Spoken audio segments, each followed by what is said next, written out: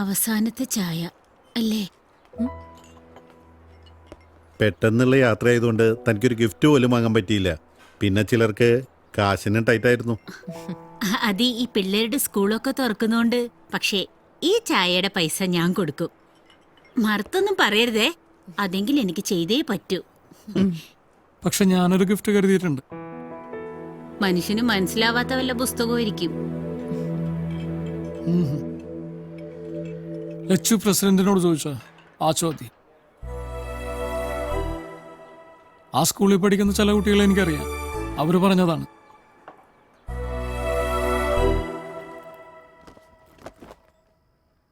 നിമ്മി, നിമ്മി, എന്റെ സ്വെറ്ററൊക്കെ മറ്റേ പെട്ടിയിൽ വെച്ചോ?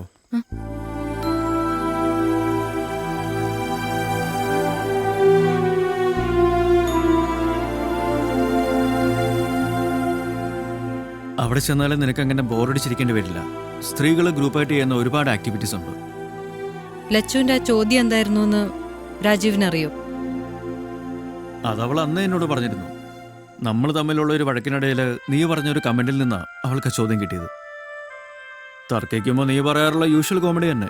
നിങ്ങൾ പെണ്ണുങ്ങളുടെ ആഗ്രഹത്തിന് വരെ എക്സ്പയറി ഡേറ്റ് ഉണ്ടെന്ന്. അതുകൊണ്ടാണ് നാട്ടിലും വീട്ടിലും ഒക്കെ ആണുങ്ങൾ മാത്രം മന്ത്രിമാരാകുന്നതെന്ന് ഓർക്കുന്നുണ്ടോ? പക്ഷെ അതിൽ നിന്ന് അവൾ ഉണ്ടാക്കിയെടുത്ത ക്വസ്റ്റ്യന് ഹാറ്റ്സ് ഓഫ്. അത് കൃത്യമായിട്ട് എന്തായിരുന്നു എന്ന് ഞാൻ പറയാം. ഇന്ത്യയിലെ 14 പ്രധാനമന്ത്രിമാരിൽ ഒരാൾ മാത്രമാണ് സ്ത്രീ. 15 പ്രസിഡന്റുമാരിൽ ഒരാൾ മാത്രമാണ് സ്ത്രീ. മികച്ച സ്ത്രീകൾ ഇല്ലാതിരുന്നിട്ടോ? അതോ ആരോ അവളുടെ സ്വപ്നത്തിന് പരിധിയും കാലാവധിയും നിശ്ചയിക്കുന്നതുകൊണ്ടോ? Who decides the expiry date of a woman's dream? ഇന്നിപ്പോ ഇതെവിടെ ഞാൻ വരുന്നില്ല രാജീവ്. ഞാൻ അയർലൻഡിലേക്കില്ല. ലച്ചുവിനോട് ഞാൻ സംസാരിക്കാം. അവൾക്ക് എന്നെ ആവശ്യമുള്ളപ്പോഴൊക്കെ ഞാൻ ഉണ്ടായിട്ടുണ്ട്. എല്ലാം മാറ്റിവെച്ചിട്ടുണ്ട്. ഇപ്പോൾ ഈ തീരുമാനവും അവൾക്ക് വേണ്ടി തന്നെയാണ്. എന്നെ കണ്ട് അവൾക്ക് തോന്നിയ ചോദ്യത്തിന് ഉത്തരം കൊടുക്കാൻ. ഡയൽ ചെയ്ത് തരൂ. അതിനുള്ള സാവകാശം അവൾ എനിക്ക് തരും.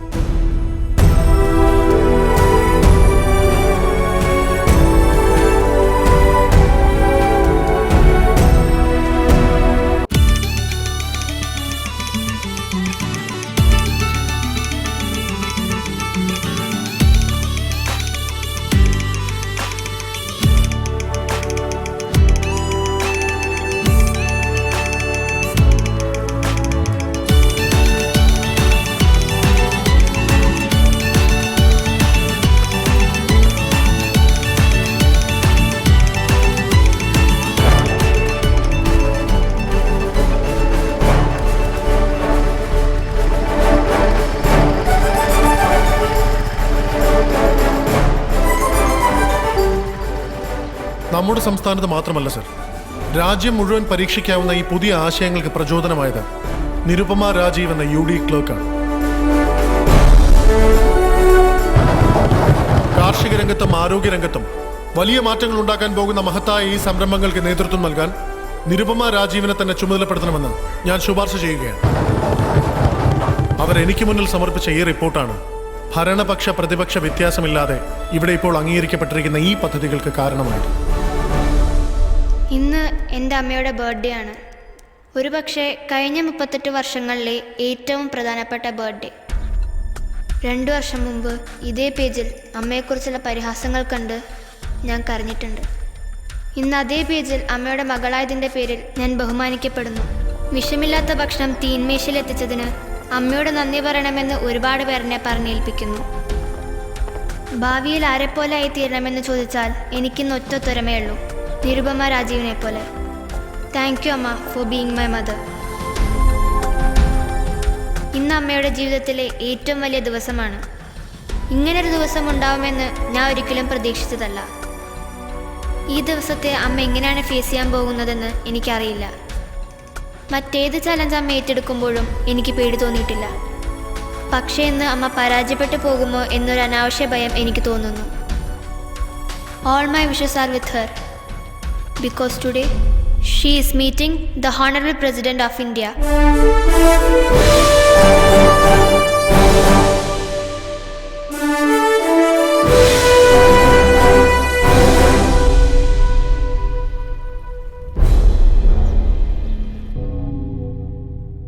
നമസ്തേ.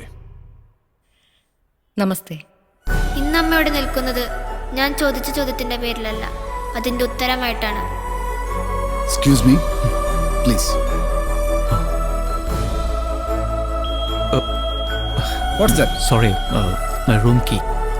Okay, please.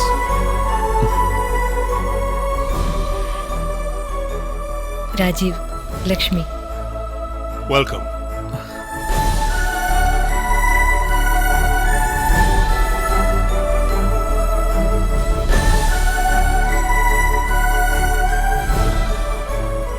So, these are your winter vacations? Yes sir, will be going back in 10 days. Do you miss your mother? She doesn't let me miss her. 2 years ago, I wanted to meet an ordinary woman who asked me an extraordinary question. I was disappointed.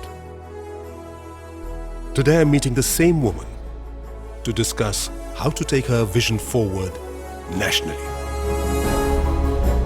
You fainted, but you woke up and turned your lowest point into a starting point.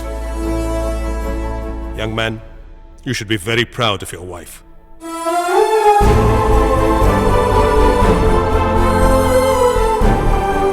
Tell me, in the last 2 years, which moment of your life has been the happiest? Now. This moment.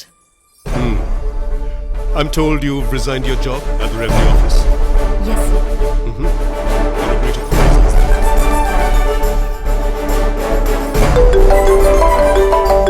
Nirupama Rajeev calling from Rashtrapati Bhavan.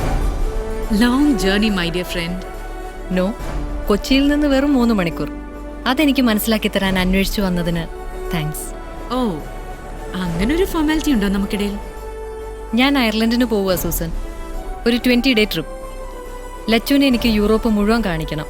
Great. Boarding call. 2 ദിവസത്തെ conference ആണ്. എല്ലാ south Asian company ഹെഡ്സും ഉണ്ടാവും.